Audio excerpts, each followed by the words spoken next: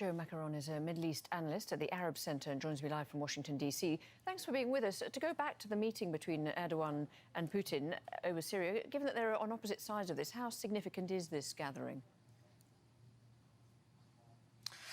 It was a gathering of necessity somehow. Turkish observation point has been under bombardment by the Syrian regime with Russian consent. So they had to come to somehow meet and try to manage this increasingly complex relation on Syria.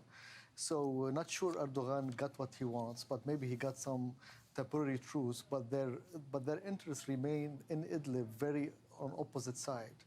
But they have larger interests, basically, to deter U.S. influence in Syria and the region.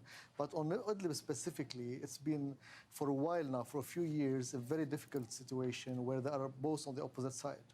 So Putin said that the two leaders had agreed, quote, additional steps, or joint steps, to, quote, normalise the situation in Idlib, including measures aimed at rooting out what he called terrorists there. What do you think those will be, those measures?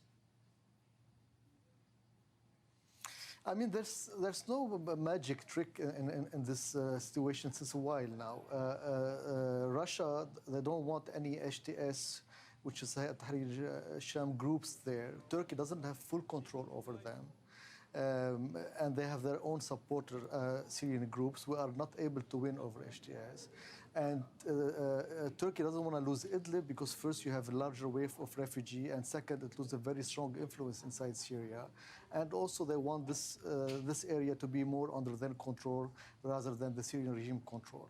So this is where we stand. Now they are trying to do some cosmetic measures, basically to reinforce some observation point, to basically keep some forces out away from it, like its engagement zone, like they do in the U.S.-Turkey safe zone. But it's impossible to do this in Idlib because those forces, especially HTS, are not under Turkish control, and the Syrian regime is insisting on a military solution.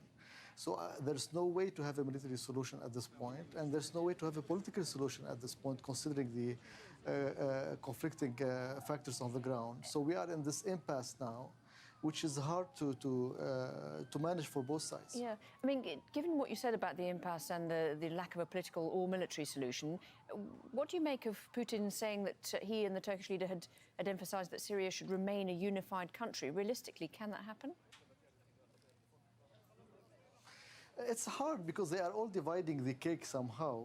They are basically this when Turkey and Russia talk about this, are specifically mentioning the issue of the Kurdish component of the Syria. They don't want a very autonomous or independent Kurdish, and this is where they come together against the American influence. But when you go into the details, this is where the issue comes. This Russia wants the Syrian regime to take control of the Syrian-Turkish border.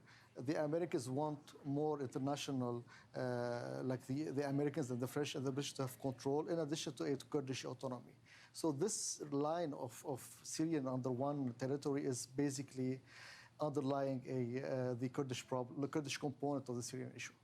Joe Macaron, thank you very much indeed for your thoughts. Thank you.